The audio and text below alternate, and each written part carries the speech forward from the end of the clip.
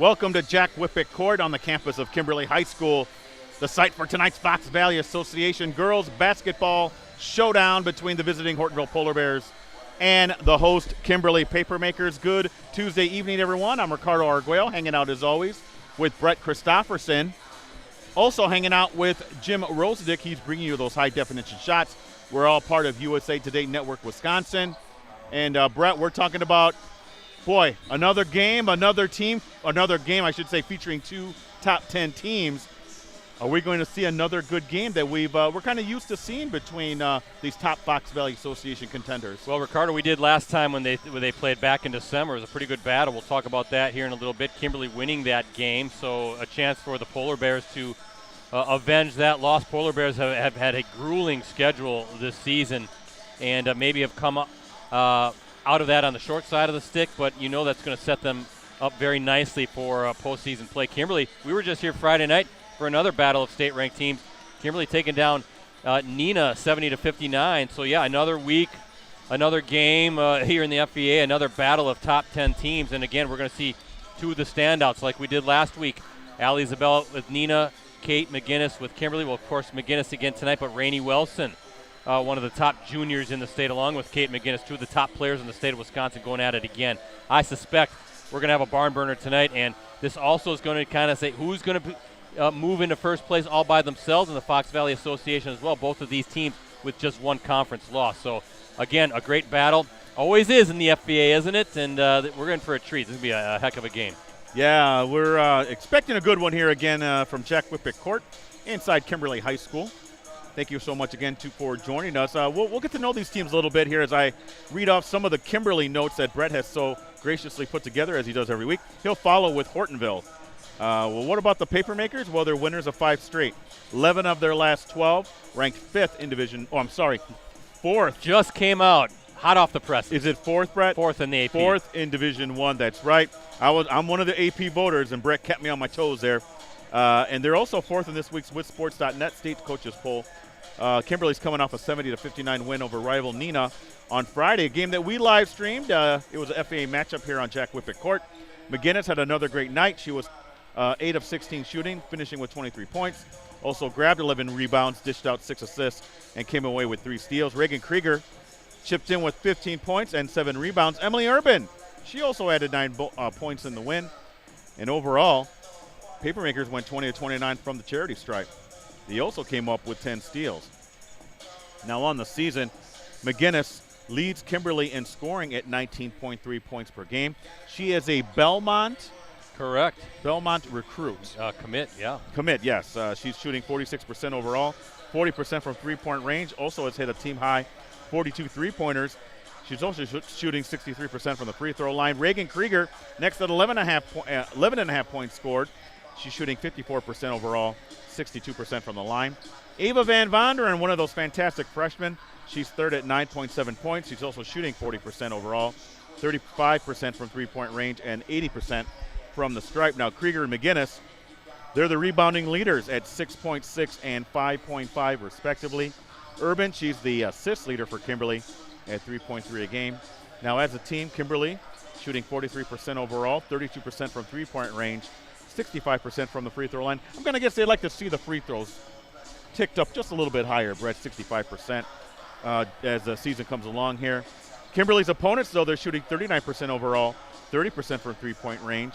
Papermakers also out-rebounding their opponents 32.5 to 26.1. They're also averaging 11.4 steals a game. Kimberly, offensively, averaging 68.3 points a game, and they're allowing 54. Their next home game, I should say their next game is at home against Appleton West on Friday, and an FVA matchup tip-off scheduled for 7:30 p.m. Brett, what can you tell me about Hortonville? Hortonville, Ricardo, 11-4 overall, 9-1 in the Fox Valley Association. That matches the Papermakers FVA record. Polar Bears winners of 9 of their last 10. They're ranked 7th in Division I in this week's Associated Press State Poll, also 7th in this week's WithSports.net State Coaches Poll. As I mentioned, they're coming off a tough 50-36 loss to top-ranked undefeated Verona on Saturday. Non-conference matchup down in Verona. Rainey Wilson paced Hortonville with 16 points, but she was the only player who scored in double figures. Michaela Werner finished with 13 rebounds. Cold shooting performance for Hortonville as it went just 12 of 48 overall, 3 of 19 from three-point range. On the season, though, Wilson is Hortonville's top scorer, 22.1 points per game, as I mentioned. One of the top juniors in the state of Wisconsin, without a doubt. She's shooting 44% overall, 40% from three. She has a team best 43 triples, by the way. Also 87% from the free throw line. Werner is next at 12.7 points. She's shooting 51% overall, 33% from distance, and 65% from the stripe. Callie Pepler is third at 10.4 points. She's shooting 48% overall. And Cardin Pepper is Pepler. Get it there. Come on now. Yeah, come on. I should get that Pepler name easy, right? Cardin Pepler is fourth at 9.5 points. She's shooting 39% overall, 33% from three, 68% from the line. Werner is the team's top rebounder at 9.4 per game. Wilson's 4.1 assists per game lead the way in that category. As a team, Hortonville is shooting 44% overall, 36% from three-point range, and 69% from the free throw line. Opponents shooting 43% overall, 39% from three-point range, and the Polar Bears are out-rebounding their opponents 31.7 to 25.1 per game, also averaging 9.6 steals per game. And then finally, as we look at the scoreboard, Hortonville averaging just a shade under 70 points at 69.9 per game and allowing 54.7. Up next for the Polar Bears, they're going to be home against Fond du Lac on Friday. That's an FBA matchup. Tip-off is scheduled for 6 p.m. That must be another girls-boys doubleheader, I'm assuming. Just like tonight, after this game, the boys will play Kimberly and Hortonville. We will not be able to stream that one tonight, so we've got this big girls matchup for you, though, instead. And should be a good one. The place here starting to fill up at Kimberly High School. Always a fun setting. Thank you to Ryan McGinnis, again, for making sure we were good to go like he and his crew did on Friday night. All set up again here on Tuesday evening. Ricardo, looking at the schedule, I mean, looking at where we are, both teams, this is their 16th game of the season already, so it's really starting to fly by. And not only is the FBA race up for grabs, one of these two teams will take sole possession of first place, but we're getting close to playoff time, right? And brackets, seeding, all that stuff. And like I said, Friday night, a big game not only for conference championship aspirations, but to position yourself seeding-wise. I know these two teams are in separate sectionals, right? Kimberly's going to be different from Hortonville, but Hortonville's kind of eyeing up that Neenah matchup potentially for a third straight time, and they're going to want to have as much of a favorable schedule as they can get to try to get to that sectional final, maybe a sectional semifinal. I don't know when those two teams could possibly meet, probably in the championship game, but seeding, a very big deal as well. It is. Kimberly's going to want that top seed as well in their sectional. It's always a mad dash right towards the end. Make sure you get those W's, get a little bit of a better seed, Brad. As you know, that determines like hosting in the regional level. Sectionals are already predetermined. But yeah, so it's going to be, to me, it's always a crunch time when it comes to the FEA, but even more so this year with Neenah, Hortonville, and Kimberly, kind of the three lead horses out there. The three big dogs, right? Yeah. Boy, and what a battle. We knew it would be coming into the season. That was kind of a three-team race, and it has really played out. And these three teams taking turns. Right? Neenah and Kimberly have split in the season. Now Hortonville trying to even it up as well, so each kind of taking their turns, maybe beating each other up. And but that's only going to get a battle tested, right, come tournament time, which, again, is not that far off. We're almost into February. January's almost done, and, boy, it's flying by. It's a good thing when it's winter, though, right? No, I'm fine with – because usually January kind of lingers a little bit, but it seems to be flying by. What are we on, the 22nd? 23rd, yeah. Oh, boy, that's okay with me. Next week, it's February already. Yeah. So that's good. Starting to see the when it is sunny, the light staying a little bit longer, right? That's good because because bit of a sign. Too much cloud cover gets me a little depressed. I'm not a big fan of it. Getting that February months, and then the days are getting a little bit longer yet. So, yeah, but then you get that great basketball action. And, boy, there's going to be some great games down the stretch and some really fantastic playoff matchups coming as well. Can't wait. All right, we're just about ready for the national anthem, and then we'll have the starting lineups for both teams here. Again, Hortonville at Kimberly. Both teams tied atop the Fox Valley Association.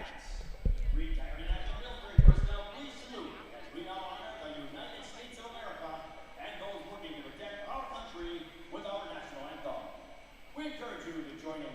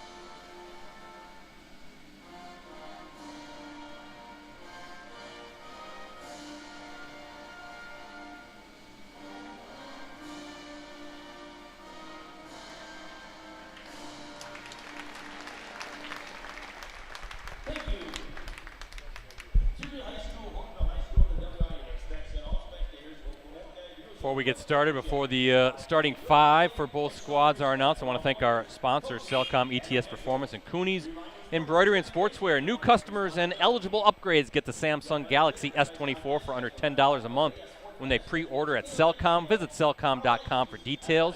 ETS Performance is the leading provider of sports performance training for athletes across the Midwest and Northeast Wisconsin. Visit ETSperformance.com to schedule your free athlete evaluation today at the ETS location nearest you.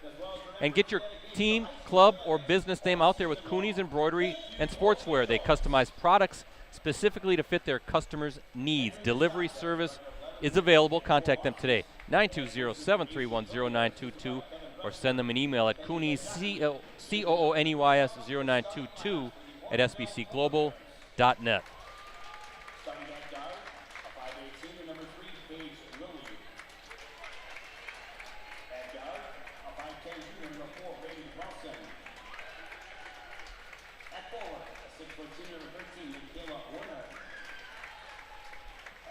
All right, starting lineups for Hortonville. Paige Lilly at one guard. Also at guard, Rainey Welson. Michaela Warner will start at a forward for the Polar Bears. And also for Hortonville, number 22, Callie Pepler. And number 23, Cardin Pepler, the Pepler sisters. That is your starting lineup for Hortonville. And for Kimberly, number 3, Emily Urban. Number 10, Jaden Diedrich. Number 12, Kate McGinnis. Number 33, Haley Doulis. And number 44, Reagan Krieger. By the way, Jaden Diedrich, her younger brother's hanging out with us. Tyler. Now, Tyler, there's a big pizza box in the garbage. Did you eat that before the game? Is that yours? No? Just saying. Would have been nice if he would have saved us a couple slices. He's got no comment to the media right now. Nice crowd. Ricardo's really filed in, and rightfully so, right? This is, again, like we said Friday night, the game of the night. Very well could be the game of the night again when you got number 4 versus number 7 going at it in the state, both tied atop the Fox Valley Association standings, both with serious state championship aspirations. They have squads that are fully capable. Of course, Verona might say something about that, right, after having just beaten Hortonville. I don't think top-ranked Hortonville or Verona. To me, it's very. I don't want to say probable, but I could see both these teams being at the rush. Well, again, separate sectionals, it's not impossible. So that would be great for the FVA. You could have two teams. Nina might have something to say about that as well. It'll all play out here in the weeks to come. Hortonville controls the tip. We are underway at Jack Wippich Court.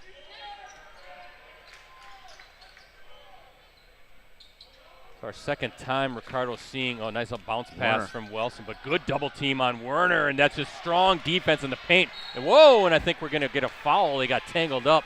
Werner and Haley Doulis got a little tangled up, but that's going to go against Werner.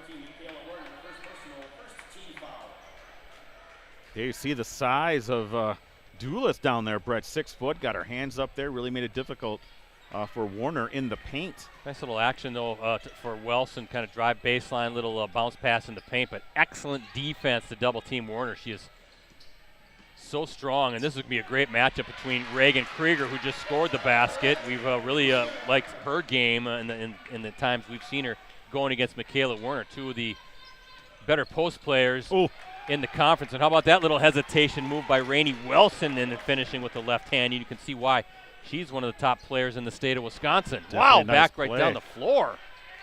Urban just couldn't get it to connect. But this is my first time seeing Hortonville this season. You guys saw them in Neenah. Yes. And Hortonville coming out on top in that one. So looking forward to seeing the Polar Bears in person for the first time. But our second stream of the Polar Bears, and might have to consider a Hortonville-Neenah rematch as well. I think that's coming up in February over at Hortonville. We like those trips there. Good defense on Warner against Krieger, and a turnover. Wilson with the steal. Boy, down the floor quickly and just a little too far in front of Paige Lilly. That pass, so turnover. 16-25, Brett, just starting the first quarter here at Jack Wippich Court. Good pace to this one, though. Teams going back and forth. Kimberly beat Hortonville 73-68 in the earlier meeting. That was December 8th at Hortonville.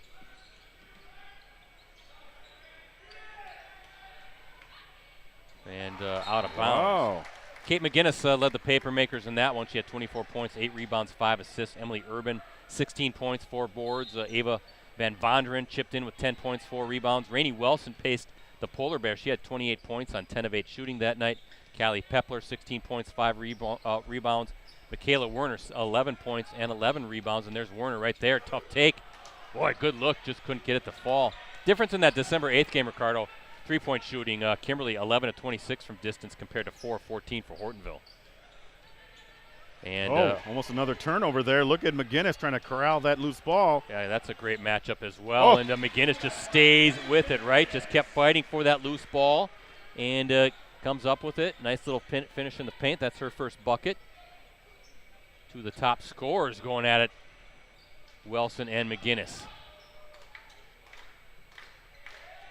Lily, guarded by McGinnis. Warner back to Lily.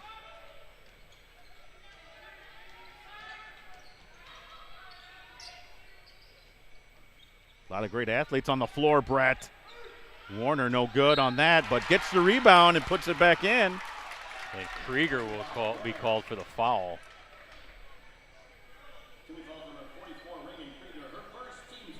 Ricardo, the post play is going to be something to watch, I think, tonight. That is a fantastic matchup between Werner and Krieger. And you see Werner there can't convert on the free throw, so 2 points for her. But, again, staying with it, right? Staying patient against that good defense, and there was some good weak side help defense as well, ready to double team Werner. So both players so effective in the block. Oh, look at that, just kind of working her way through. That's Emily Urban. So 3 different players so far have scored for the Papermakers as they take a 6-4 lead as we look at our Cellcom and ETS performance scoreboard. Warner against Krieger. Can't get it to fall. Urban over to Diedrich. Van Vonderen from the corner. Or I'm trying to check that. Haley Doulis. Haley Doulis, number 33. Van Vonderen, 34. Wilson from top. Brett. Can't give her much space. She's got 5. She doesn't need much space. She's a player that can hurt you all 3 levels, right? Underneath, mid-range, and we're going to get a turnover, travel, and then, of course, as we see there, from 3-point range. Brett, I have 3 turnovers already by Kimberly, 2 of them unforced. Can't wait to see college-wise where Rainey's going to end up, right? It seems to be pretty quiet. You go on With Sports and they .net and they announce or they mention who's been offered or where they've been offered, but nothing yet that I've seen from Rainey Wilson. She is an upper-level D1 prospect, without a doubt. Another travel here. I think the referees are calling that, Brett, really tight. As long as they're consistent, right, BC? Yes, got to be consistent both sides. So turnovers mounting up a little bit. And, in Rainey Wilson, she's not all that far off, would you say, from Allie Zabel and how great she's been at Nina. So, I mean, the FBA's just been blessed with talent. You had Kate McGinnis to the mix as well. 3 of the best players in the state, as Reagan Krieger with a nice finish inside. She's got 4, but 3 of the best players in the state playing in this league when you talk about girls basketball here in Wisconsin. Let me tell you right now, Reagan Krieger is very close to being one of those kind of players, Brett. She's just a junior, but all the games I've seen her, I've been really impressed with her good feet. She's a taller girl. You would just naturally say, well, maybe she's more of a person in the paint. She's very versatile. Her game is more varied than that. I really like what I've seen so far from her this year. Yeah, kind of a double-double machine, but Ricardo, she's, like you said, her footwork great on her feet, and she's pretty quick off the bounce. She's got a quick first step. Rainey Wilson at the line. She's already got 6, and that one rattles out. So 1 of 2 from the stripe, 6 points. 6 of the 8 Polar Bears points to start this one. There's Kate McGinnis, the Belmont recruit, blocked. Pepler got her. Callie, I should say. And now we have a tie-up, and that's going It looks like it's going to Hortonville. Does a good, strong move with her left. Kate McGinnis, the Belmont recruit. She's going to be playing eventually with Emily LaChapelle, the former Appleton East standout. Started her career at Marquette, now at Belmont, down in Nashville, Tennessee. It's a good matchup there between McGinnis and yes, Wilson. Yes, it is. Again, two of the best in the state going at it. Oh. And that's just going to be a unforced error. Rainey Wilson helping up Kate McGinnis there. We're all tied up here at 8 as we've gone under 13 minutes here in the first half. Jack Wippich Court. Pepler getting pressured. Oh, rims out. Yeah, Callie Pepler, the senior guard, UW Milwaukee commit. She'll play with her sister, Cammie, down in Milwaukee. And that's number 14, Kennedy Eben. 4 different players now have scored for the Papermakers as they take a 2-point lead. That's a good matchup, too. Drought guarding Cardin Pepler. And I think Drought might have knocked that one away. We called her a little pinball, I think, on Friday night. So she's just all over the place, number 2 with the ball right now. I love watching her play. Yeah, look at that quickness. Just doesn't stop. Right. Always moving. And she's got the bright colored blue kicks. Am I right there, Rosie? Oh, Van Vonderen, but blocked by Werner. Van Vonderen tried to put a little move on, but Werner wasn't fooled. Speaking of kicks, Van Vonderen, I think, has on different color shoes. Almost, this is a very dated reference, Punky Bruce. Punky Brewster. Nobody. Who knows what Punky Brewster is? For folks are middle-aged like me will know, Brett. That's a long time ago. Listen to you talking all about your Bruce Springsteen and stuff. Hey, it's the same era. I made my request as McGinnis, a good look, just couldn't get it to fall. I made my request with the PA announcer. I think you'll enjoy it. It's a Tom Petty song. Oh, okay. I love Tom Petty. Yeah, I know you would. Oh, good feed inside, and the finish by Martin. Julian Martin. Just a sophomore. McGinnis from long. Look easy, doesn't she? She's got 5. Yeah, Brett, that was a nice stroke from her. No hesitation shooting that 3. And that one went right in there. So 13-10 lead for Kimberly Brez. We're nearing the 11-minute mark. Yeah, good confident shot. Ooh. And Martin with the miss. They'll stay with Hortonville, though. They fighting for the loose ball, hit the baseline. But a good confident stroke by McGinnis. And again, like Wilson, if you don't guard McGinnis, she can hurt you at all 3 levels as well. Inside, mid-range, and again from distance. Talent level is just phenomenal. Yeah. I was talking to Ryan McGinnis, the athletic director here, who is Kate's father, and just incredible talent we see on the girls' side in particular here in the Fox Valley Association. And we've talked about that on the 920 Sports podcast. 920 Sports Podcast? Yeah, 920 Sports Podcast. Yeah. I don't even know the name of my own podcast, but we've talked about the growth and the evolution of girls basketball. It's just phenomenal in the last decade. Skill is just crazy good. Athleticism. I talked a little bit with Lori Gorlitz, or Lori McGinnis, I'm sorry. But, yeah, after last Friday's game, Brett. Mm-hmm. Martin with a good take. Yeah, Kate McGinnis's mother, a former Miss Wisconsin, Miss Basketball in the state, right? Wow. Woo! There's a triple from Drought. So that's 6 different players who have scored for the Papermakers here to start this game as they have a 4-point lead. Started at Oshkosh North back in the day, then went to have a fantastic career at Marquette. But Miss Basketball in the state of Wisconsin in the early 90s, right? Yeah, and I was there's Martin again, and Warner with the rebound. But I went up to Ryan McGinnis, and I said, "Hey, congratulations on Kate McGinnis's fine season." And he just pointed to Lauren's, like, "It's all her." Yeah, I saw Ryan yesterday at Fox City Stadium a little bit and kind of said the same thing. Said really enjoying watching your daughter play. And Ryan was there at the show? I think they had a meeting because Ryan, also the baseball coach here. Gotcha. And he was coming out as we were getting ready to set up for our Clubhouse Live Packers show. And chatted a little bit.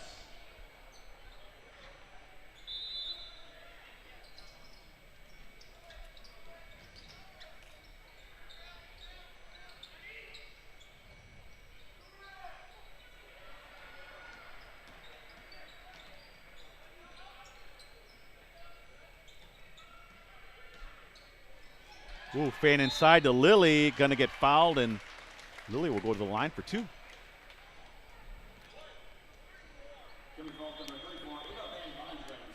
Van Vonderen. It's actually 14 fouls for the Papermakers. I have 2 fouls for Hortonville. They only have 1 on the scoreboard, so I don't know if I'm off. But in any event, Lily with her first points of the night. Free throw. Lily, a standout softball player, Brett. I should say 3-sport athlete, but softball's where she kind of, where she'll be playing at the next level. Yeah, where is that again? You remember? Butler, I want to say. Got to have get Hortonville girls on the round table. Oh, I will. Yes, you're right, Brett. Thank you for reminding me. I'll see if I can get that happen. I got Hakana wrestling on this Wednesday. We'll talk about more of that at the halftime, but I still got to get Hortonville girls on, Notre Dame girls, Brilliant boys. Yeah. Figure a way to get some of our top teams on there. Certainly Hortonville qualifies. We've had Kimberly on. Got Kakana wrestling tomorrow night. Got to get try to get Nina girls basketball on as well. Yeah, we're going to run out of Wednesdays. Yes, Warner up wow, and good. Strong move. She's got 6. She's also a top softball player.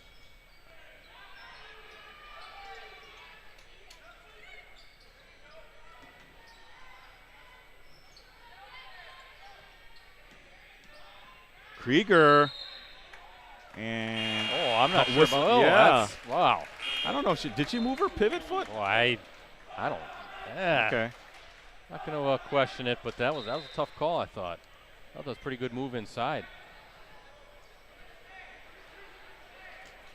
17-16 is the score. Polar Bears with a 1-point lead as we near the 8:20 mark here in the first half. Hortonville state qualifiers 5 times since 2017. How about that with the left hand Warner with 8 points.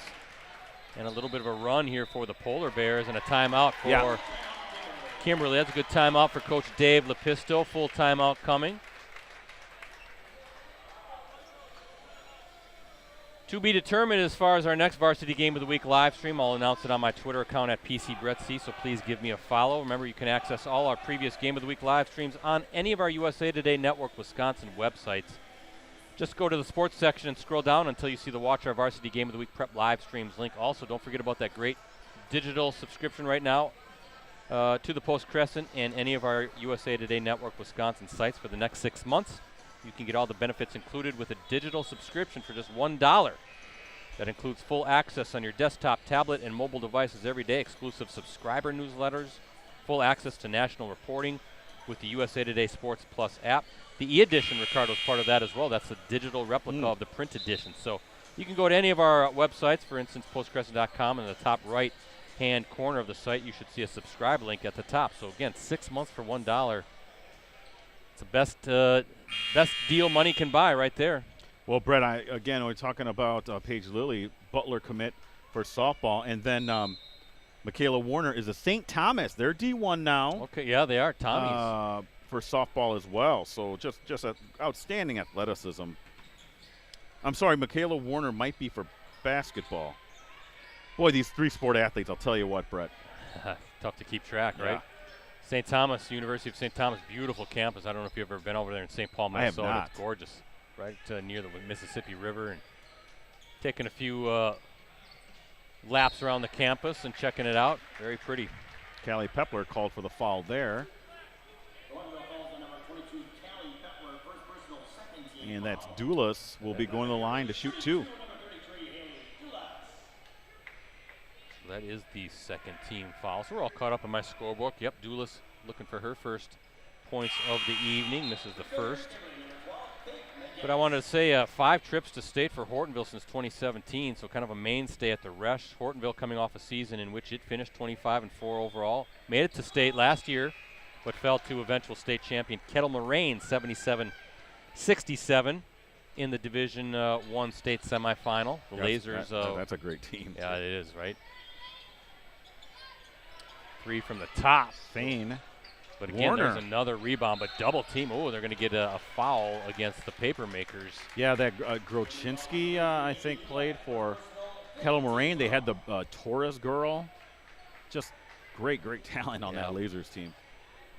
Seemed to me, if memory serves, I thought Hortonville started out pretty good in that game, and then Kettle Moraine just sort of tightened the screws and took off. Yeah, Kettle Moraine also knocked out Appleton East the year previous. Right. In the state finals. Right. Yep, Patriots state runners-up that year. Emily LaChapelle, the all-time scoring leader, boys or girls, in the city of Appleton.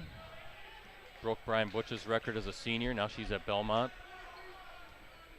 where Kate McGinnis will play.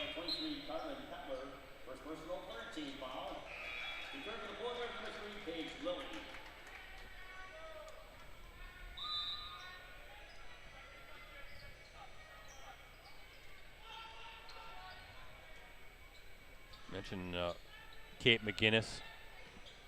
She had also Division I offers from Bradley, Davidson, Eastern Illinois, Utah State, and Wisconsin. She's a future 1,000-point scorer, as we talked about on Friday night, and it looks like Van Dulis will be going to the line. And Callie Pepler now with 2 fouls for the Polar Bears.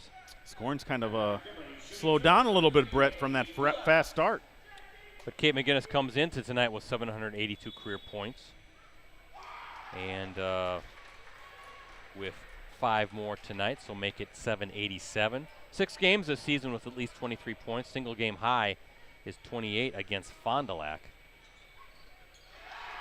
And Dulis, a little bit of a struggle so far for her from the stripe, 0 for 4 to start this game.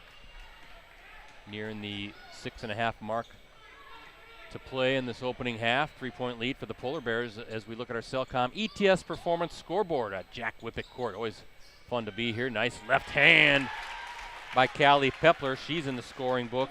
Her first bucket of the night, the UW-Milwaukee commit. A lot of college talent, both sides, Ricardo. We talked about it on a Friday with Kimberly. We'll repeat it, but even these young players, right, these freshmen who are getting minutes are getting Division I looks as well. McGinnis, again, guarded by Wilson.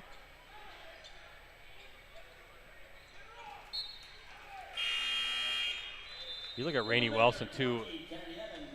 Everybody kind of thinks about her as a scorer, but she's a hard-nosed defender. And you look, she's getting stronger. I mean, right? She's just a physical player that's not afraid to get her nose in on it defensively. And there's a great move by McGinnis. Whoa. Just working that baseline. Yeah, I think she froze Wilson there for a second there, Brett. Yeah, Wilson had to kind of close out because McGinnis was open from the corner, and as she was closing out, boy, that first step by McGinnis just blew past. And the bucket, McGinnis now with 7 points. Eben now on Wilson. But just so impressed with there's Rainey with the miss, but Wilson stays with it. Just her overall game offensively and defensively. She is a fierce competitor out there. And here's another one as well with McGinnis holding that pivot foot, trying to work that up and under. Kick out to Krieger from distance and can't get it to fall, and it's going to go to the Polar Bears. 5:10 left here in the first half. 21-18 lead on your Cellcom ETS scoreboard for Hortonville.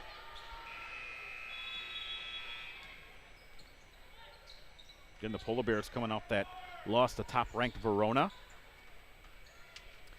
Well, yeah, you look at, Ricardo, 3 of the 4 losses for Hortonville have been to state-ranked teams. Pewaukee, they lost to the Pirates. Top team in D2. Yep. Yeah.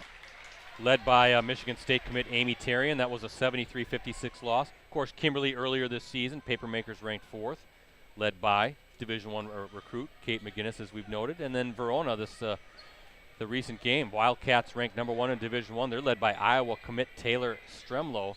That's right, Stremlow. And then, and then Hortonville also lost to a team from Minnesota, Providence, in one of those kind of showcase tournaments earlier in the season. Providence earlier in the season was one of the top-ranked teams in Class 2A over in the Twin Cities. I looked up the state rankings today. I don't see them ranked in the top 10 in that class anymore, but I'm guessing that Providence squad's still pretty good. So yeah, Minnesota has great ball over there. Yeah, so that's 4. I mean, you talk about a juggernaut of a schedule, right? A gauntlet. And look at Wilson just fighting through contact. It kind of got banged up a little bit, but still fights through it now. Another bucket. She's got 8 points. Just a strong, strong player overall.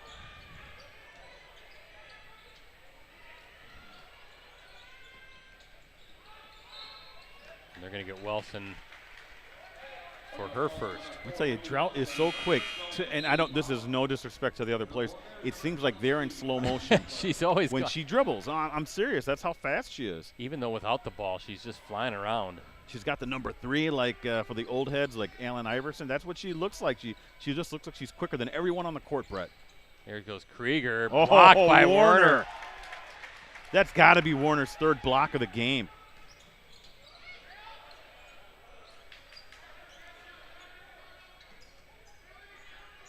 Lily now, Drought. Knocked away by McGinnis, showing the good hands, showing that she can play a little defense too. McGinnis, boy, good job though by the Polar Bears, Ricardo, getting down there and stopping that run out. There's Drought with the 3, no good. And going to Hortonville. Great defense, great pursuit, hustle, getting down the floor, because I thought maybe McGinnis had a little bit of a run out there. Prevented a lay-in and ends with an empty possession on that trip for the Papermakers, down 5 with under 3.5 to play in this opening half. 2 top 10 teams in the state going at it. Kimberly number 4, Hortonville number 7. Boy, good move by Wilson. Again, left hand. Woo. And she'll go to the line.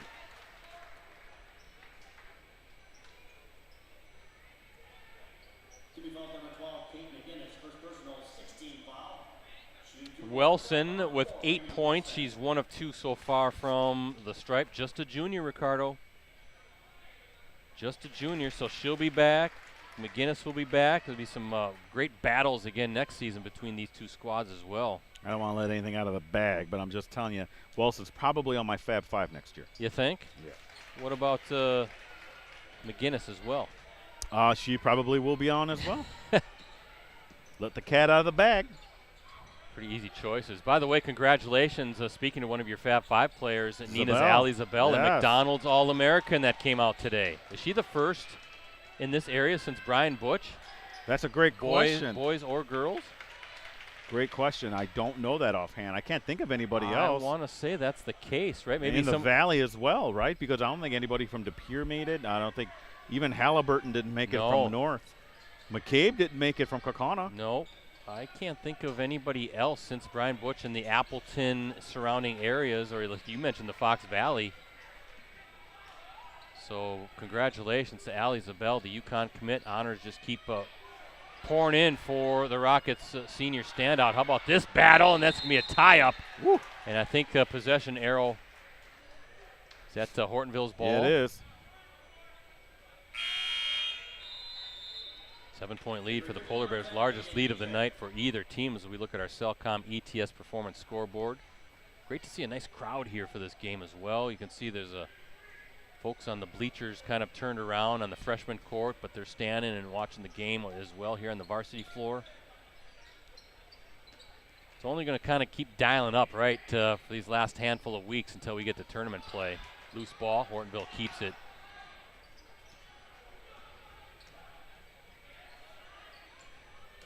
Good defense by McGinnis, but a nice move, and that's Martin again.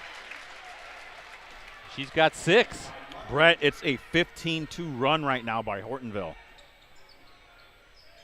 Defensively, Ricardo, they just really have put the clamps on Kimberly right now. Look at that.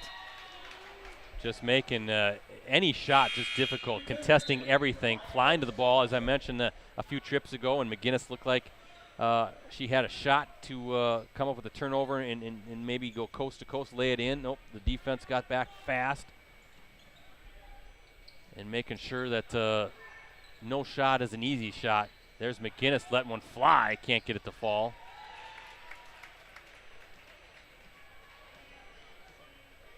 And Wilson with it. Wilson will pop from 3. Yeah, she's got 10, and a loose ball There's goes Warner to Warner again. Another second chance opportunity with that offensive rebound.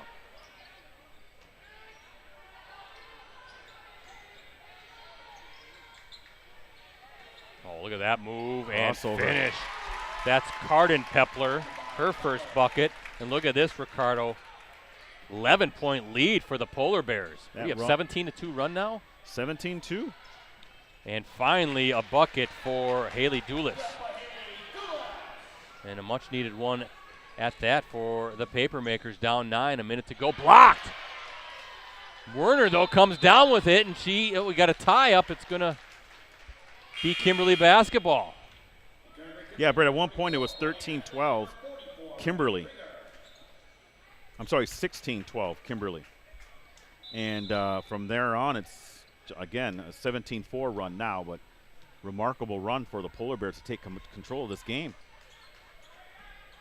Almost wonder if you're Kimberly, if you want to just sort of hold for the last shot as you're down to 45 seconds to play. Nope, Krieger's going to take it. That was good look inside, about 10-footer. Now same question for the Polar Bears. Do they hold for one?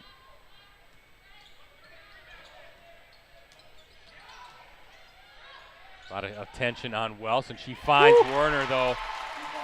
And Werner, how about that, being able to step out and knock down those threes, even though she's so good inside. She's got 11 points on the night. 12-point lead for the Polar Bears. And knocked away, so the Polar Bears with one more opportunity as Carden Pepler lays it in on the turnover.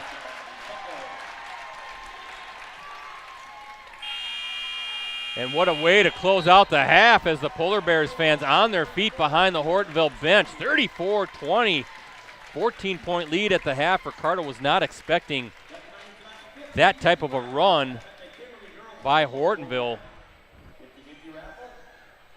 No, a heck of a first half. 22-4 run, Brett, to end the half for Hortonville after they were down 16-12. That was off a Bentley Drought three-pointer. Well, it's halftime here at Jack Wippich Court, Kimberly High School. And a quick look at our Cellcom and ETS performance scoreboard shows the Polar Bears with a 14-point lead over the Papermakers, 34-20. We'll talk more about tonight's game, everything we have coming up digitally at USA Today Network Wisconsin after this short break. At Cellcom, our promise of extraordinary service makes life better for us all. It's about keeping you at the center of every extraordinary thing we do. It's technology with a heartbeat.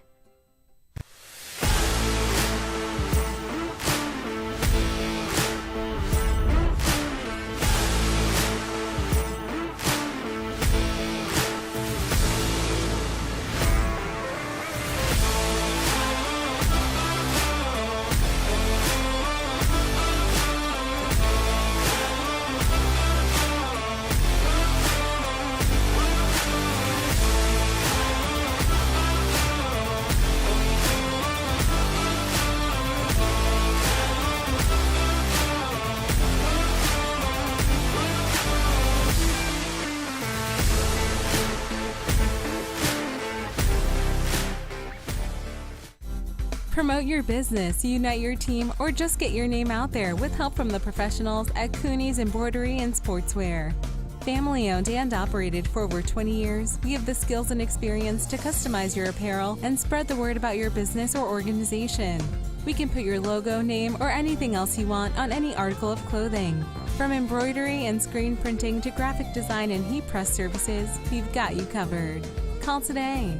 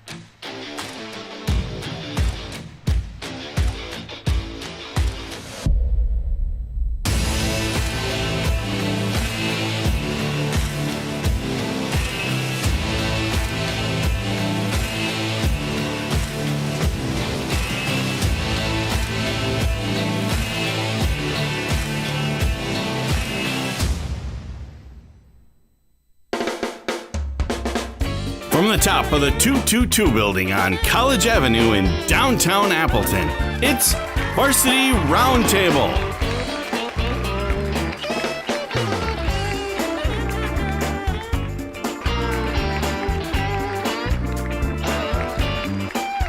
Ladies and gentlemen, Ricardo Arguello.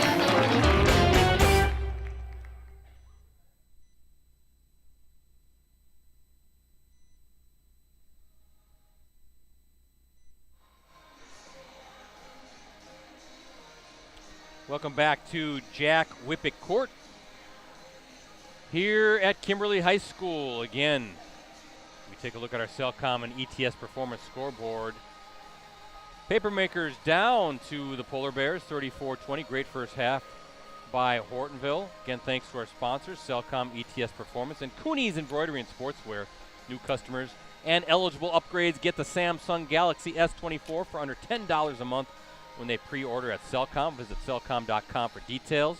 ETS Performance, the leading provider of sports performance training for athletes across the Midwest and Northeast Wisconsin. Visit etsperformance.com to schedule your free athlete evaluation today at the ETS location nearest you. And Cooney's Embroidery and Sportswear, they have the skills and experience to customize your apparel and spread the word about your organization. Contact them today at 920-731-0922 or send them an email at Cooney, COONEYS 0922 at SBCglobal.net. Hey, my request guide in Ricardo. There you go, buddy. Playing a little Tom Petty. Nothing wrong with Tom Petty. Hopefully that's okay with Jim Ascola. I didn't like that choice. He didn't like my choice of the E Street Shuffle on Saturday or Friday night. He says I have to grow. I have to expand my musical tastes. I also had to bang the drum all day in honor of the Packers, but it didn't work for him. No. So, hey, some quick first half thoughts, Ricardo. That run by Hortonville was pretty impressive, Brett. And I think you and I can agree that it all started with their defense. Yeah. Sometimes an overlooked aspect of their game plan, but it really did fuel that big run, 22-4 run, Brett. At one point it was 16-12 Kimberly, but then since that point it's been all Hortonville. Polar Bears really doing a great job in transition. They're also doing a great job of getting second chance points, Brett.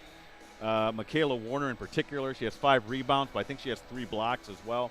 Doing a fantastic job. Brett, for Kimberly, it's more of a matter of finishing, right? I mean, I feel like they're getting around the basket. They just need to finish those possessions, because now when you're down 14 points, each possession becomes even more valuable in the second half. You only have a limited amount of them, Brett. They got to start chipping away at this lead. But you're right, defensively, they're not making it easy, even some of those shots that they have. They're contesting, being physical.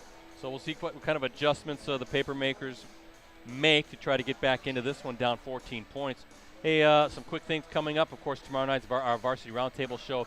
We don't have the one-time or the two-time. We have the 3-time defending Division I state wrestling champs. Kakana's coming to join us tomorrow night. That is, and I'm not exactly sure which wrestlers we'll talk to, but really you go up and down that lineup. They have sensational wrestlers up and down that roster, Brett. They're number 1 ranked again. You know, I can't tell you how many times I've covered them in a championship aspect. I expect them in the team game to also be down there. You know, they play that at the barn still. They have those team wrestling tournaments there. I expect them to do well.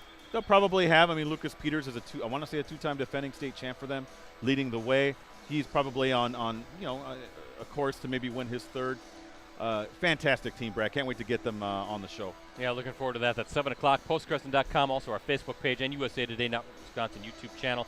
This is our Varsity Game of the Week live stream is tonight. We won't have one on Friday night. That's because I need to use the rest of the week to kind of get prepared for our season-ending Clubhouse Live Extravaganza edition next Monday. That's our fan appreciation show. It's going to take place at the Fox Club inside Neuroscience Group Field at Fox City Stadium in Grand Chute, home of the Wisconsin Timber Rattlers. Also, it's been the great brand new home to Clubhouse Live.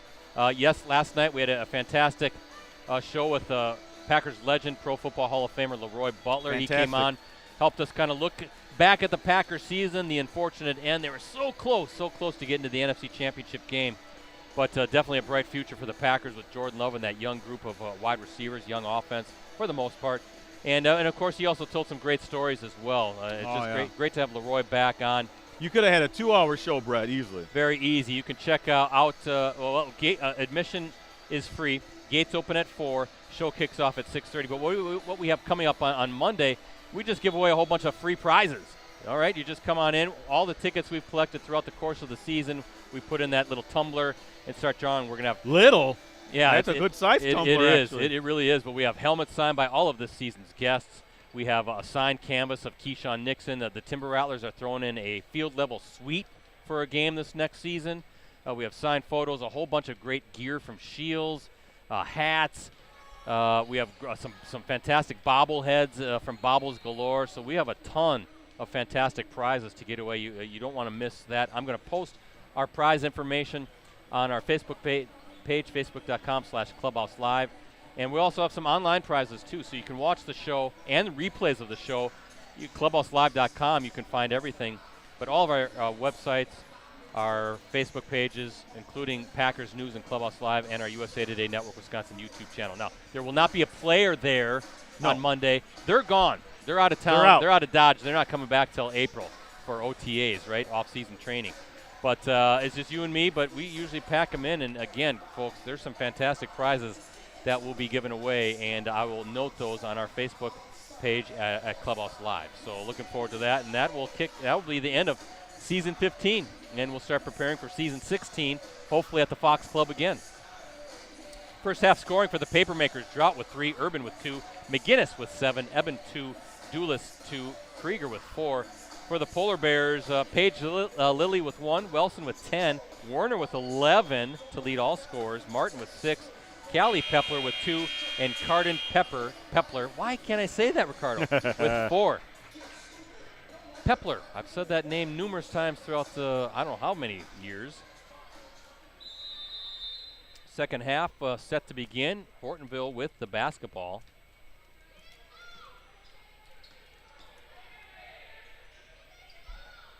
I would expect to see an uptick on defensive pressure by Kimberly, Brett. They got to somehow reverse that momentum that's been all Hortonville. Now there's Pepler from the corner. Oh, in and out. But Warner, another rebound just overlaid at that time. And loose ball with the Papermakers. Boy, Warner, a rebounding machine. How about this? Blocked, though, by Pepler. It's going to stay, but that was Emily Urban flying down the floor. Just couldn't get it to fall because of the block. But, you know, if you're AC Clothier, the head coach at Hortonville, the halftime talk is, we're up 14. Let's put it away early. Yeah. Let's not let this Papermakers team come out. Let's up our intensity. Let's up our pace and see if we can turn a 14-point lead into a 20-point advantage. And there is a near turnover. Callie with the quick hands out there. Brett, but listen, Kimberly, this isn't insurmountable, but you have to really value each possession. You got to be very, how should I say, careful with the ball. No, you don't want any unforced turnovers, anything like that. Because you got to start chipping away at this now. Yeah, but I like how you pointed out that Hortonville defense is very physical, and they're not any trip. They're not just kind of, well, we're going to take this trip off and give them an easy layup. Everything is contested, as I said. Oh, how about that? A finish for Dulis, and she's going to the line for the three-point play. That's key also if you can get conventional three-point plays, Brett. That helps as well. Callie Pepler now picks up her third, something to think about as well for AC Clothier. That's an early third foul. 17:03 still to play in this game as Dulis can't get that one to fall. So 4 points for Dulis. I have 7 rebounds for Warner. Boy, it seems like she's got more than that, but she's all over the place. They're unofficial, Brett. She might have more than that. Now, you're pretty good with those rebounding totals, but good defense there by the Papermakers packing it in, and Krieger the interception, and let's see if the Papermakers can get this down to 10, maybe even 9 points. Krieger, tough take. Nice reverse pivot off the glass, just couldn't get it to fall.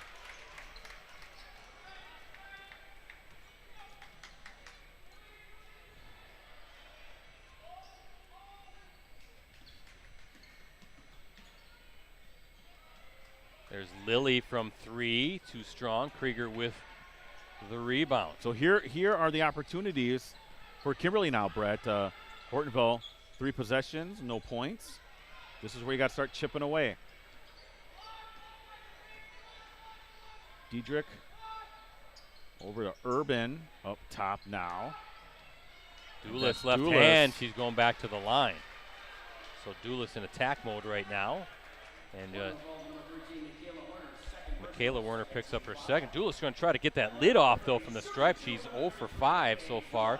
But again, looking at the FBA standings, both teams 9-1. Neenah right behind at 8-2. Winner of this one takes command, or I should say the lead, not command, but the lead in the FBA race. Other games tonight in the league, Appleton North at Appleton West.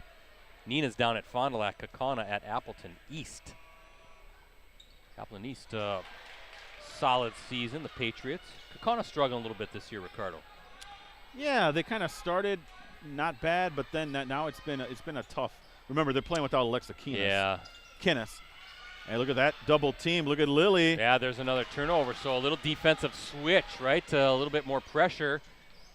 Good defense by Werner, though. She blocks the shot. Oh, it's going to be a foul, and she doesn't agree. Neither do the Hortonville fans. That would have been her 4th block of the game. And now Ricardo Werner with her 3rd. And what do you do if you're Coach Clothier? Well, we're going to see right now. I don't see anyone going over to the scorer's table. I think Warner's going to stay in. I mean, 15:33 left, Brett. You have to maybe think that you're senior. Trust her Maybe a little bit. I don't see a move yet. Oh, here we go. There might be someone coming in. Well, Pepler, too, of course, with 3 fouls as well. But, boy, that's a lot of game left with 3 fouls. And I know you want to trust your players as Krieger does a good job knocking both down. She's got 6. No, and you got to kind of protect her as well. It's the right decision, Brett. 5'9" senior forward Emmy Fain coming in for Warner. But that does hurt them, Brett. But you know the best way to stop all that is to stop the bleeding is just to get a score. As Lily underneath. Again, good job defensively, really hustling off that press. Looked like there was somebody open in the paint, but there's a nice finish by Callie Pepler. She's got 4. Krieger finding some space underneath. Wow. Ooh, boy. See, now again. Now you can go to work inside a little bit here. Yep. If you're the paper makers. Cardin Pepler, her 2nd. That's already 14 fouls for Hortonville, Ricardo. We still have 15:09 to play in the second half. And good again is Krieger. 5 points this half already and 9 on the night. And look at this, an 8-point game. 8-2 run, Brett, by Hortonville. Really extending Kimberly, I'm sorry. Extending that pressure. Now a little double team at the top. Near turnover is Wilson, and they're going to get a foul. Yeah. I'm not sure the Papermakers fans like that call.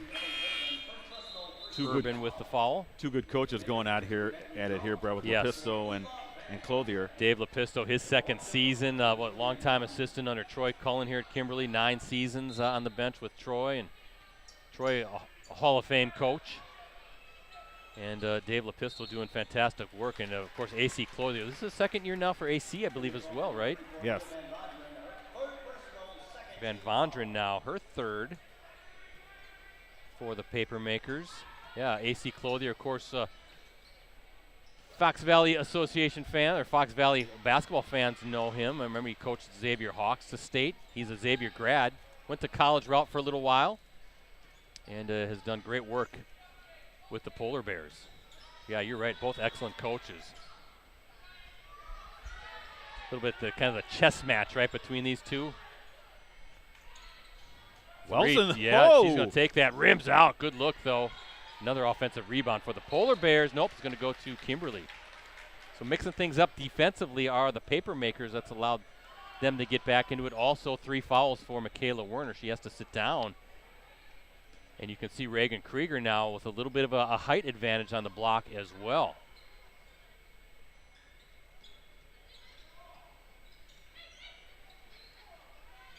Look at Krieger inside, making it look easy. And I wonder if you're AC Clothier, if you want to take a timeout here and kind of regroup. You can't put Warner back in. It's only been a minute and a half that's been off the clock, Brett. Currently in that zone, that kind of a scramble type zone. Short rebound, and that is Van Vondren with the board. I'm trying to see, is Hortonville in a 1-3-1 right now? 3. And a good rebound by Callie Pepler. And what are we going to get? Tie up. Kimberly basketball. Warner is coming back in, Brett. I think you have to, and I think you have to tell her, we need you in there, and you had 3 fouls. Yeah. You might have to dial it down physically, right, for a little bit. But you could see, obviously, the adjustment when Warner went out, feeding Krieger. There's drought. Brett, that 14-point lead is now down to 6. Tough shot. Look at Van Vonderen sticking with it. Nope. I thought some Kimberly fans in front of us thought there may be a little contact underneath, but I like the fact that you let them play through that. They're going to let Warner shoot, and well, off the top of the backboard and going to Kimberly. Brett, it's been a 10-2 run right now by the Papermakers. And we got a timeout. Both teams, Ricardo, mixing up defensively right now, so I think a little adjustment time. And how are they going to counter? You're seeing these zones, like a 1-3-1 for Hortonville, kind of a trapping zone on this side for the Papermakers. But now we got ourselves a ball game. Good job by the Papermakers to take that 14-point deficit down to 6 with 13:02 to play. Hey, Hortonville's Rainey Wilson, Kimberly's Kate McGinnis ranked 6th and 7th respectively, Ricardo, on the WisSports.net Division I 3-point challenge leaderboard. Oh, okay. Top 2 players at the end of the regular season in each of the 5 divisions. Based on shooting percentage, you need a minimum of 75 attempts. They will be selected to participate at the state tournament. Well, they don't want to do that, though, Brett. They both want to be down here. Well, you know who's number 1 on the leaderboard? Allie Zabel. Oh, okay. Nina, 46%. Appleton East, Lily Mullemans is 3rd at 43%. And then Patriots teammate Ella Sweeney is 4th at 42%. Nina's Rowan Klesmet is 5th at 40%. So the FBA. Well, yeah, wow. Both those latter 2 players you said, Brett, they're both sophomores. Yeah, well represented is Urban with a bucket. But kind of keep an eye on how the 3-point challenge leaderboard plays out as well. But look at this, Ricardo, a 4-point game. Yeah, Hortonville needs someone to make a play. They're right now they're struggling to get anything to work. Ooh. Is that Van Vonderen? They're going to get a block. Yeah, Van Vonderen. That's her 4th, Ricardo. I think the Kimberly fans thought maybe Wilson extended that arm a little bit, but officials said nope, it's a block. Good look inside, but blocked by McGinnis. It was a good feed from Warner to Carden Pepler, but McGinnis flying. Like, get that out of here. Yep, swatted away for her. 2 of the top teams going at it. Again, Kimberly ranked 4th in the brand new AP State poll. Hortonville at number 7. And don't be fooled again by those 4 losses that Hortonville has. All 2 fantastic teams. Wilson with a fantastic finish. Her first bucket. They needed that, Brett. They needed that in the worst way. First bucket of the half, and she's got 12. And a nice use of the backboard. Kennedy Eben, another bucket. She's got 4. Nice drive to the basket by Eben.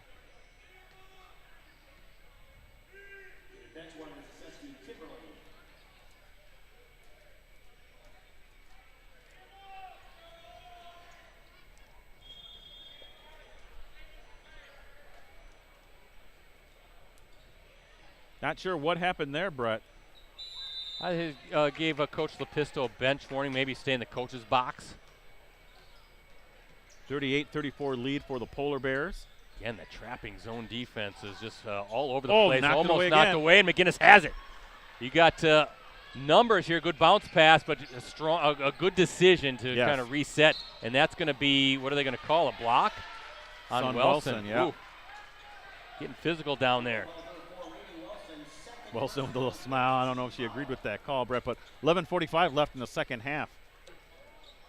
Well, I think this is a tough matchup for the officials, right? This could very easily get overly physical. So they're blowing the whistle, making sure it doesn't get out of hand, doing a good job down there. And you can see, looks like Rainey Wilson. I'm not sure if she's a little wet spot on the floor. She's trying to plead her case a little bit. Look at Ryan McGinnis doing some work down there. He's an all-everything athletic director, right? Great job. And one of our favorites, yeah, Brett. Always Love hanging out here and chatting with Ryan. We've got so many great athletic directors around the Valley, though, and appreciate all of them letting us do what we love to do. Knocked away almost. It fortuitously goes back to Urban, and here's left Dulis. hand by Dulis. Just wide open. And look at this. We got a 2-point game. So the Papermakers, well, now it's back to a 4-point game on that drive by Callie Pepler. But remember, this was a 14-point lead for the Polar Bears at the half, and still 11-plus minutes to play. This is going to be a wild final 11 minutes for sure. Ricardo, I think you agree. This is going to be back and forth from the rest of the way. A lot of free throw shooting down the stretch as well, I anticipate. Oh, Drought. Looked pretty good off her hand. Yeah. That was a long one. Brett, I don't know if you've seen my latest rankings. I have Kimberly actually ranked number 1 as Warner. Just can't. Well, and she sticks with it. Another miss, another offensive rebound, and puts that one through. Just doesn't give up on the play. Brett, she is impressing me. She just, there is no quitting her. 10:39 left. A couple rebounds there on that possession for Michaela Warner, and then she was able to get that bucket, keep her team up by 6 points, Brett. Kind of reminds me a little bit of Levi Borchert. Remember him? Yeah. The standout here at Kimberly, and went out and had a great college career down at UW Oshkosh, but he was just a rebounding machine. Just some of those players, they just know how to position themselves, keep that ball high all the time, boxing out, fighting through contact. I was always amazed at Borchert's rebounding ability, and I kind of feel the same way about Werner, and instead Reagan Krieger going to the line. Yeah, I think they're going to whistle Emmy Fain with the foul. And check this out now, Ricardo. That's a 2-shot foul, isn't it? No, it's I'm on the sorry. floor. Nope, that was on the floor. Sorry. 6-team foul, though, for Hortonville with 10:21 to play. So free throws coming the rest of the way for Kimberly. Dulis, Krieger. Oh, look at that. Left hand is too strong.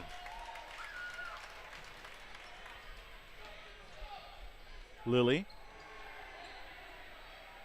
Back over to Pepler.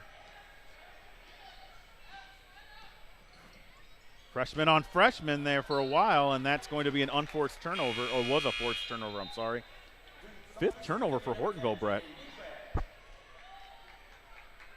Callie Pepler, as I mentioned, a UW-Milwaukee commit. She also had D1 offers from Cleveland State, DePaul, Eastern Illinois, UW Green Bay, Indiana State, Providence, and Toledo. That's a nice list. Remember, she missed the second half of last season with that knee injury. Sister Cammie, a former standout with the Polar Bears in her sophomore season with the Panthers. Wow. I didn't think she had much of a prayer to finish that one. That's Rainey Wilson. That's just the athleticism of Wilson. 8-point lead now for the Polar Bears. 9:20 left here in the second half.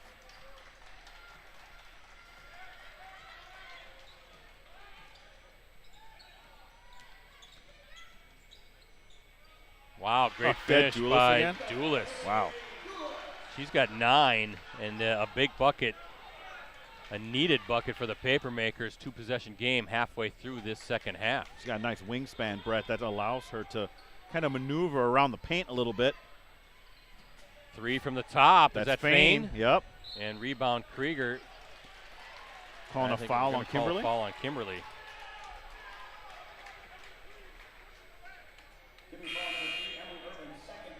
We're going to get Urban with a push. 4th team foul for Kimberly, 6 for Hortonville. Remember, Kimberly won the earlier meeting. And Kimberly splitting with Nina, so it would stand to reason, right, if they all just sort of take turns. Beating each other? Beating each other up and getting ready for the postseason play. Be the last time these two teams meet because they are in different sectionals. And I don't know if the Kimberly fans are too happy about this call. You could kind of hear the groan of the fans. That's on Urban. That's her 3rd. It is.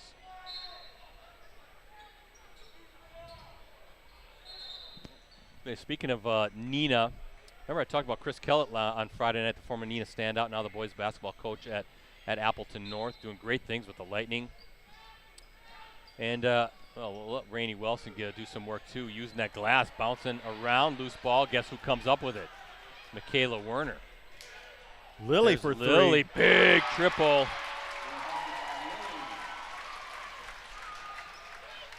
And a 9-point lead. 11 rebounds for Warner, Brett. What's the run here? Because Kimberly was within 2. I think it was 38-36, right? McGinnis gets one to fall, a little runner. Her first basket of the second half. She's got 9. It was 38-36 at one point, Brett, but now Hortonville with a 9-4 run.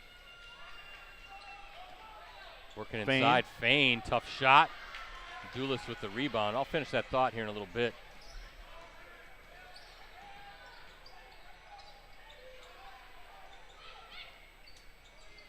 Krieger's got position. Yeah, she does. The post. Working against.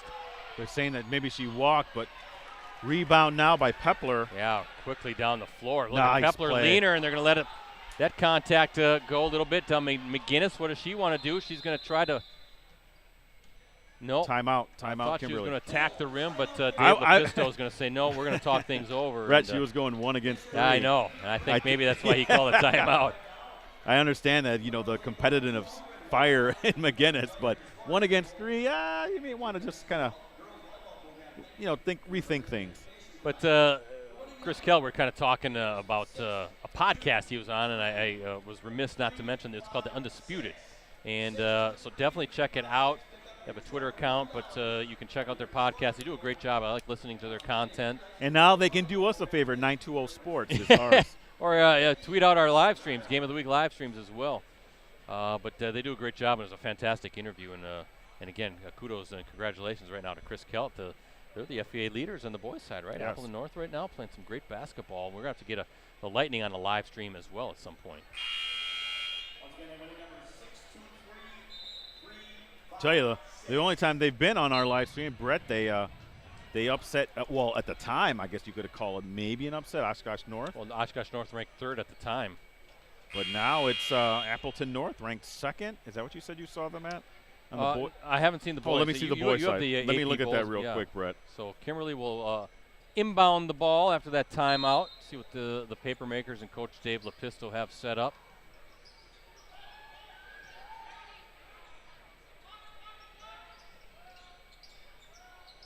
McGinnis guarded by Wilson. Again, a great matchup. 2 of the top players in the state. Trying a little high-low, but good switch by Wilson to follow Krieger on that screen near the block.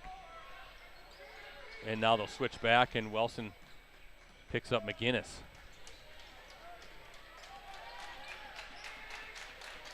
Three, little off target. Krieger with an offensive rebound.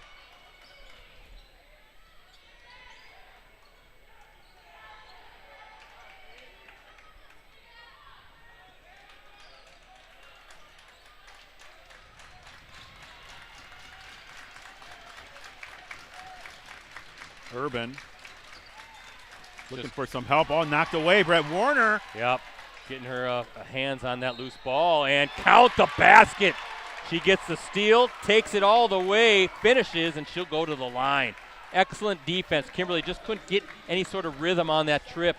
And I think that was in large part just the great defense switching and just nothing open for the Papermakers at all.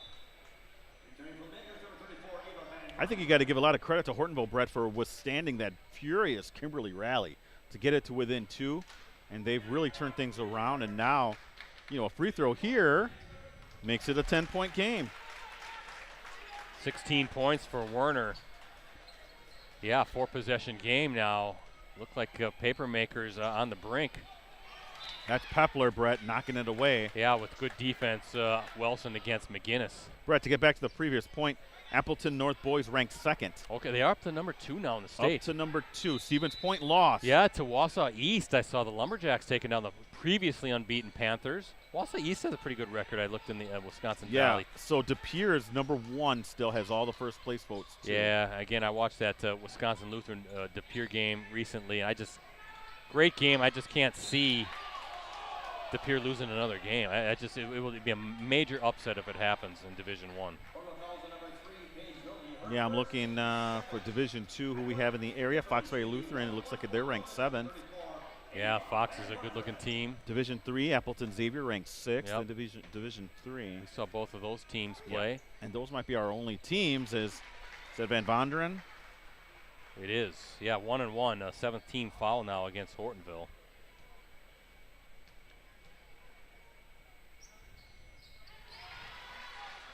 Not to say De Pere can't be beaten, but wow. Another great team for Coach Winchester. Wisconsin Lutheran snapping with De Pere's 42-game winning streak. Blocked. It was blocked. By Doulis. I think she was the one who gets the block. Little kick out and just a wayward pass from Urban. But yeah, that Spash score really surprised me when I saw they went down to Wausau East. I know Spash, they've had a pretty good run going against FVA teams. I know they beat Kimberly here, and they took down Appleton East. I'm trying to think. I think they took down Neenah early in the season as well, maybe.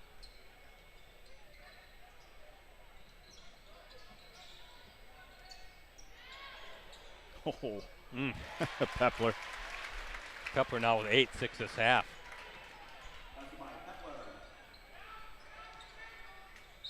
And Werner, that's going to be her 4th, and that's going to put Van Vonderen at the line. Michaela, a little bit of a smile there.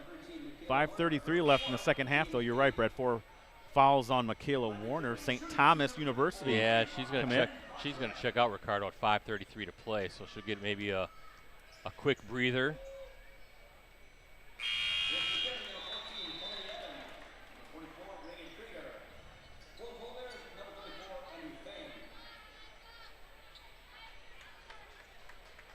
I have right now Kimberly 6 of 13 from the stripe. Struggling from the free throw line tonight. That one falls for Van Vonderen. She's got 3 free throws all this half. 9-point game for the Polar Bears, and knocked away. And here comes Drought going 1-on-2, 1-on-3, and wisely resets. Yes. But you see how quickly Hortonville gets down Yes, on the they floor. do, Brett. Good observation. And Drought, she can fly, but Hortonville is Drought going to let it fly, rims out. Rebound, Cardin Pepler. And there's that trapping defense by the Papermakers, and overlays that one. That was Callie Pepler.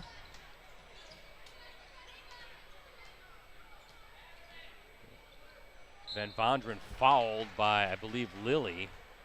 2-shot foul coming, and that's already the 9th team foul for Hortonville.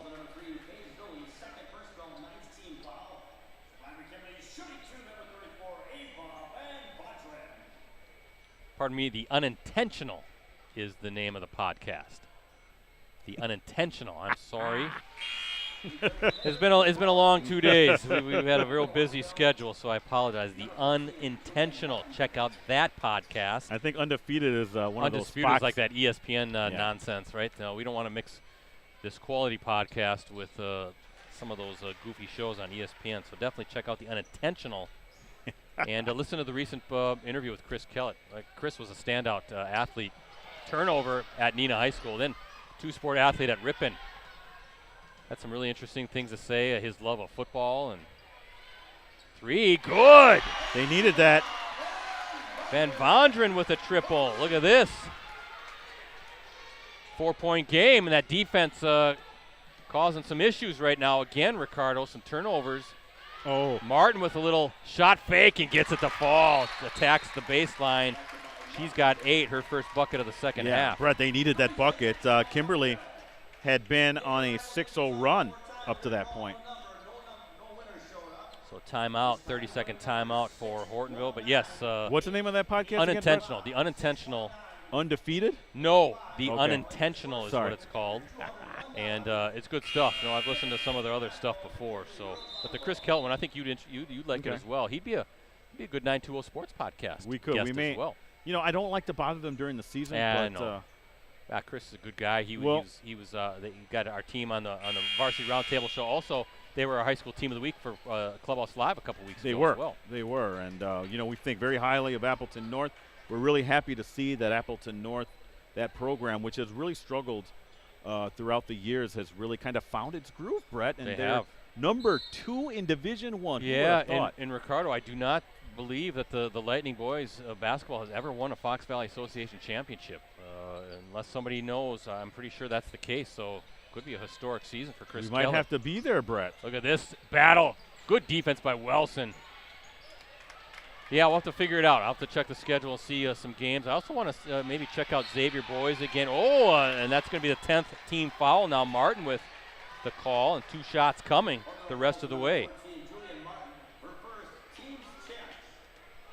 Something to look at, too, with 3:53 to play. 2 free throws coming the rest of the way for the Papermakers is Drought. She's got the triple in the first half, looking for some more points here in the second half. Try to whittle away at that 6-point deficit as we look at our Cellcom and ETS performance scoreboard. Big free throw right there. Good game between 2 of the best teams in the state in Division I. That one rims out.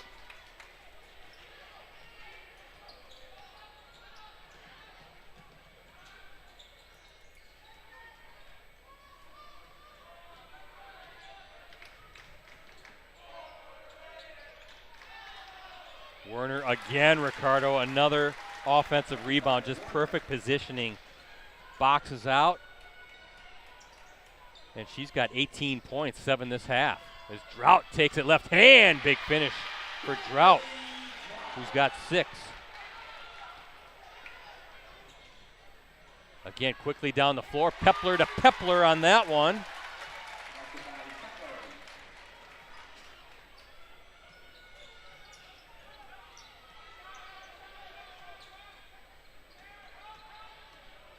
McGinnis left hand. I think that was blocked by Wilson. Yep, and she picks up the loose ball, knocks it off of McGinnis's knee. And with a 7-point lead, Hortonville doesn't need to be in too much of a hurry, though easier said than done, as Wilson easily splits that press. Bounce pass to Werner. Wow. A little bit of a no-looker. Wilson kind of did all that herself, right? Gets the block, then just splits the defense with her ability to move with the ball, and then finishes with a nice little bounce pass inside of Werner. Drought inside with the bucket. Up among the trees, that was Bentley Drought.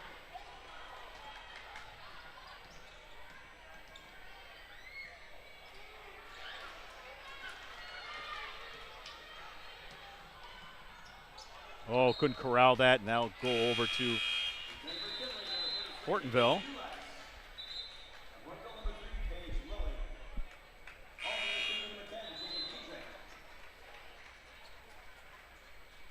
(60-53) with 2:16 left. Hortonville with a 7-point lead on your Cellcom ETS scoreboard.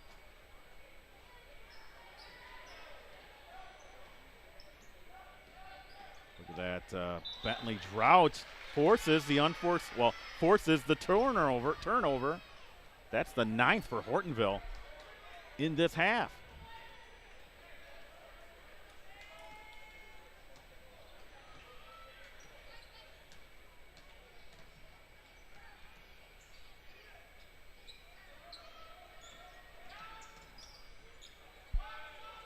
Got to think, Ricardo, if Kimberly gets a bucket, that Coach LaPista will want to call a timeout, set some things up. There's Drought with deep 3, and that's exactly what. No, he doesn't. I thought he was going to look for the timeout. Instead, a 4-point game. How about Drought coming to life here suddenly? 2, 4, 7, 8 points quickly, and she's got 11. Wow. And Wilson quickly with the answer. Boy, Drought having a nice little run here. Just thought about it. Lily, though, with the closeout. Look at Drought just trying to work her way in, backs her way in, off the glass, too strong. I think that was a good job by Card and Pepler. They're trying to dig that out, helping Lily out. Maybe forced or rushed that shot. Almost a turnover. And down to the final minute in this one, and that's going to be a foul. That'll be the 17th foul, so bonus coming up for the Polar Bears. Now, the Polar Bears, correct me if I'm wrong, they don't shoot very well from the free throw line. What's Wilson's free throw shooting? Wilson is 3 of 4 tonight. On your game notes, I was looking at. You had the season totals. Well, actually, this isn't Wilson though. Who is shooting here? This is Pepler. Cardin Pepler. And she just says, "Take that, Ricardo."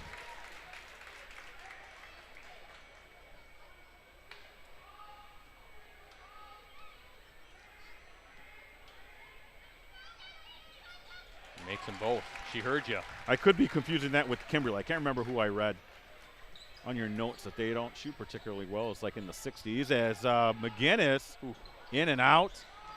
Urban with the rebound, though, for Kimberly. Drought. Look at Wilson. She's not even a packing or a collapsing, going down. She's staying wherever McGinnis goes.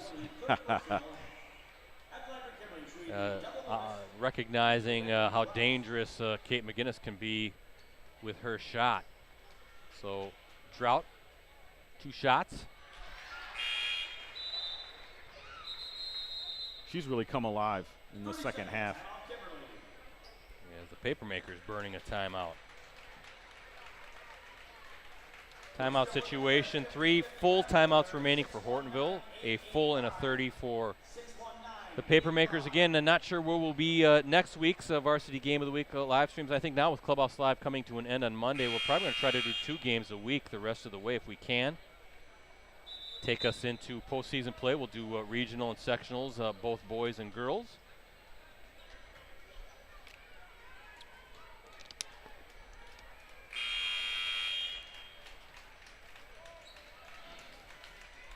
But there's definitely some teams who wouldn't mind getting on the schedule or checking out again as the season continues on. I'd like to get the Kaukauna boys if we can at some point. And Drought misses the second.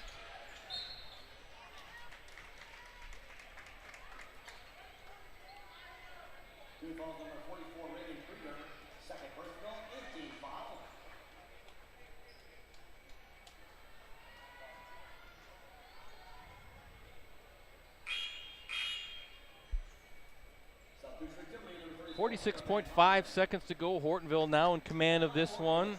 2 shots. Or check that 1 and 1. 8th team foul for Kimberly, so 1 and 1 for Callie Pepler, and can't get that one to fall. Reagan Krieger with the rebound, so it's kind of now or never. Well, good catch by Drought. Boy, she is athletic, isn't she? And Krieger from the top, and just a little off target there with 32.9 seconds to go. Life in the FVA, Ricardo. Teams beat each other. We said it on Friday, too. I said it to Andy Brownell as well when he kind of said hello as he was taking off. I said, life in the FVA, and he just kind of gave me a grin and waved and took off. I think it's just tough, right? Especially these upper 3 teams right now.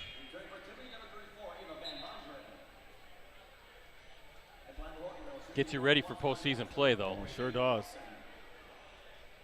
And it's a good response for Hortonville. I mean, Kimberly coming off that nice win over Neenah. Hortonville needing to bounce back after that loss to top-ranked Verona on Saturday, and a good response. So the Polar Bears are going to take a full timeout. That's all they have left.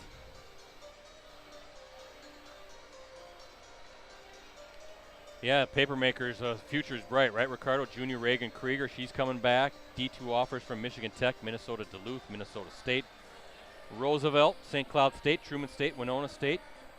Coach Lepisto also mentioned that freshman Ava Van Vonderen and Haley Doulis, they've got some D1 offers as well. Marquette, UW Milwaukee, UW Green Bay in that mix.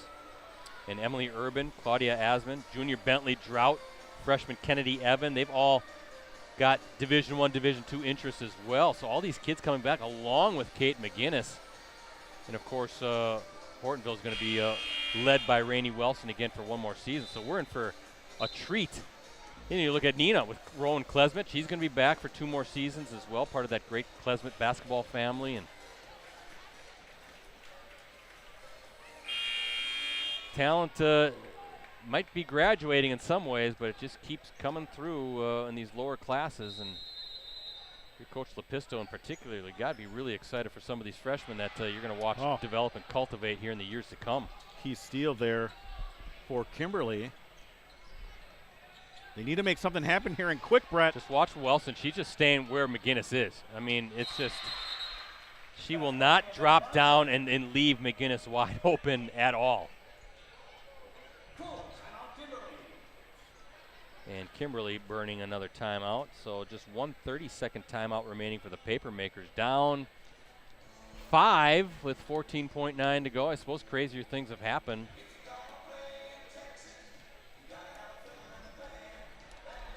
But definitely going to take some turnovers and some craziness here for the Papermakers to pull this one out. Anything coming from this game in postgression.com tomorrow night? I'm going to try to get a comment morning? or two, possibly from one of the, or I should say from, well, it looks right now from AC Clothier if Hortonville does win.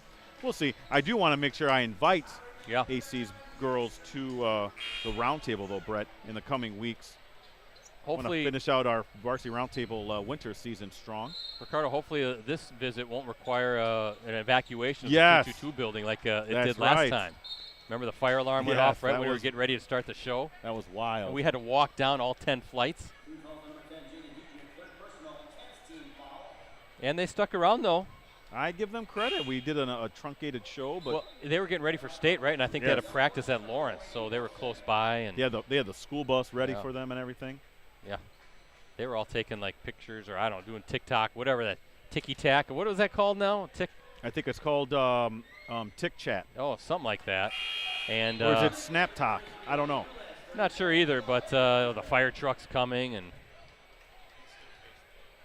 Insta Facebook, yes. I don't know. There's too many things out there to keep track of.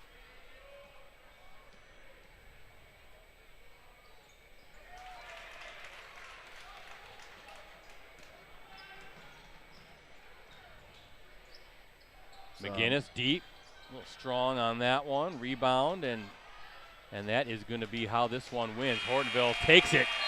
They avenge the earlier loss. 65-59 is the final here at Jack Wippich Court. Boy, back-to-back great battles we've seen here on this floor. Kimberly beating Neenah on Friday night. Now Hortonville taking Kimberly down. Hortonville now sole possession of first place in the Fox Valley Association. So Polar Bears all alone on the top. Is that what you're telling me? That's what I'm telling you, Ricardo. I know he's updating his Twitter account with the score. Give him a follow at Ricardo De Leon. I'm at PC Bretzi. Ricardo is at, or I should say Rosie is at Metal Rosie, METALROSIE. That's with the 10-1 record. Yeah. Okay, thank you. And before you head out, always like to get your thoughts. Actually, the boys' game will be coming up right after this. We will not be streaming that one. We're going to be shutting this one down tonight. And well, yeah, Brett, if I may, look, I think we said it many times throughout the live stream that these top three teams in the FVA, they're just going to battle each other, you know, and who's really better than the other? It's hard to say, right? So, well, we do know this, though, is that Neenah, Hortonville, and Kimberly, those teams, we can, both you and I and Rosie, we can picture them being at the Resch. Yeah. That's how good these teams are. They're state caliber rosters. You know, there's little nuances between each team that separates them, maybe that makes them different from each other. But I expect to see two of the three teams at the state tournament. I know, obviously, we know Kaukauna, Kimberly, they play in the southern sectional where, you know, Neenah, Hortonville, they're going to kind of battle each other, you know, in that FVA, Brett, so, or in the upper sectional. So. But either way, I think the FVA will be well represented. No doubt about it. And again, Kimberly, Hortonville, they're done meeting, right? They don't meet anymore. They're in separate sectionals. So, but Neenah and Kimberly wouldn't be, or Neenah and Hortonville, I should say, would not be surprised if that doesn't end up being a third meeting in a sectional championship game again, like we saw last year. And then 2 years ago, that was a sectional semifinal that was right here at Kimberly High School that Neenah was able to pull out. Always some classic battles between those two schools. So. Yeah, we still got some more basketball to play. We'll see how all finishes out. But, man, it's fun to watch, especially the cream of the crop when it comes to the FVA, seeing these three teams here the last handful of nights. No doubt about it, Brett. We'll see you next week. Sounds good, yeah. We'll do a varsity game of the week. I'll let you know where we'll be. Sounds great. Thanks, everyone. Thanks, Ricardo. Let me run down the scoring before we sign off. For Kimberly, Drought with 12, Urban with 4, McGinnis with 9, Eben with 4, Dulis with 9, Van Vonderen 10, Krieger with 11. For Hortonville, I have Paige Lilly with 4, Welson with 17, Werner with 20, I have Martin with 8, Callie Pepler with 8, and Cardin Pepper with 8 as well. With the victory, the 7th-ranked Polar Bears improved to 12-4 overall, 10-1 in the Fox Valley Association. They are all by themselves in first place in the FVA. 4th-ranked Kimberly falls to 13-3 on the season overall, 9-2 in FVA play. Up next for Hortonville, they are home against Fond du Lac Friday night. Fox Valley Association matchup. Tip-off is scheduled for 6 p.m. As for Kimberly, they are also home Friday night against Appleton West. That's an FVA matchup as well. Tip-off is scheduled for 7:30 p.m. Again, thanks to our sponsors, Cellcom, ETS Performance, and Cooney's Embroidery and Sportswear. New customers and eligible upgrades get the Samsung Galaxy S24 for under $10 a month when they pre-order at Cellcom. Visit cellcom.com for details. ETS Performance is the leading provider of sports performance training for athletes across the Midwest and Northeast Wisconsin. Visit etsperformance.com to schedule your free athlete evaluation today at the ETS location nearest you. And Cooney's, they have the skills and experience to customize your apparel and spread the word about your organization. Contact them today, 920-731-0922, or send them an email at Cooney's, COONEYS0922@sbcglobal.net. Again, not sure where we'll be next week, but I'll announce it on my Twitter account, @PCBrettC. Please give me a follow. You can access all of our previous Game of the Week live streams on any of our USA Today Network Wisconsin websites. Just go to the sports section, scroll down until you see the Watch Our Varsity Game of the Week live streams link. So for Rosie, for Ricardo, and as always, the crew with USA Today Network Wisconsin, this is Brett Christopherson saying so long from Jack Wippich Court at Kimberly High School. Once again, the final score tonight, Hortonville 65, Kimberly 59. Thanks for watching, everybody.